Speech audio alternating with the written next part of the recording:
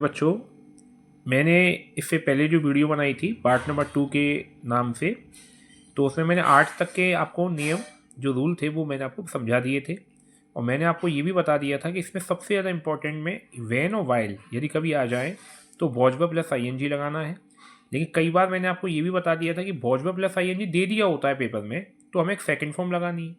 मतलब एक दे रखा है और एक हमको लगाना है। सही है, ज़रूरी नहीं होता है कि वॉजवर प्लस आईएनजी ही दे लगाने के लिए दे वो आपको। यदि ये दे दिया तो ये लगा देना, और ये दे दिया तो ये लगा देना। अब रूल नंबर 9 देखते हैं। देखो, यदि वाक्य में now, today, still, in the present time, at this time, at this moment, now days, these days, at present, ये शब्द इसमें है। लेकिन सबसे ज़्यादा इंपॉर्टेंट जो शब्द होता है तो वो इसका ये आता है नाउ वाला। यदि सेंटेंस में नाउ आ जाए और टुडे, ये बहुत ज़्यादा इंपॉर्टेंट है, जो ज़्यादा आते रहते हैं।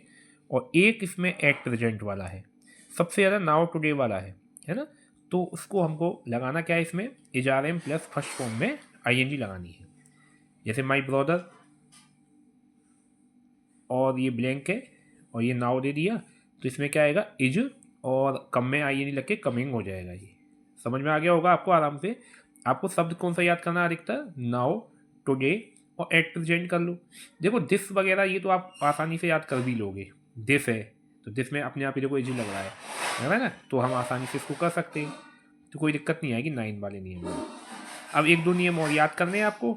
एक रूल नंबर 10 कर लें आप। एक वाक्य एक बार पेपर में आया था बोर्ड में, और सीधा सीधा एक शब्द है केवल कि एट दिस टाइम टुमारो, यदि आए तो विल बी, फेल बी और फर्स्ट फॉर्म में आईएनजी लगाते हैं। ये सीधा सीधा आया था एक बार वाक्य, इसलिए मैं आपको बता दिया है। अब देखिए, अब ये जो रूल है ये मैंने आपको बता रहा हूँ, ये बहुत ही इंपॉर्टेंट रूल है और ये सबसे ज़्यादा इंपॉर्टेंट कहता है। इसको वैसे प्रेजेंट इंडेफिनिट का रूल भी कह सकते हैं आप, सही है।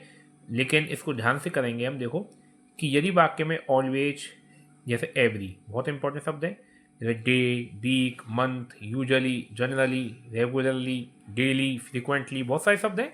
लेकिन सबसे ज़्यादा इंपॉर्टेंट ऑलवेज, एवरी है, एक आपका ऑफन है। ये शब्द कभी आ जाए, या डेली है, या एल वाई वाली देखो एडवर्ब है ये सभी, तो ये कभी आ जाए तो आपको लगाना क्या है, वर्ब की फर्स्ट फॉर्म या उसके साथ एस आई एस लगाना है।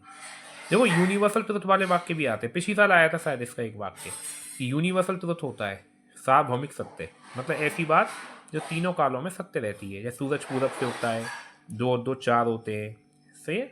जैसे पृथ्वी सूर्य के चारों चक्कर लगाती है, तो ये सेंटेंस जो है वो क्या है, सत्य बातें हैं। तो ये जो सेंटेंस होते हैं, तो ऐसे सेंटेंस हो, ये वैज्ञानिक तथ्य होता है।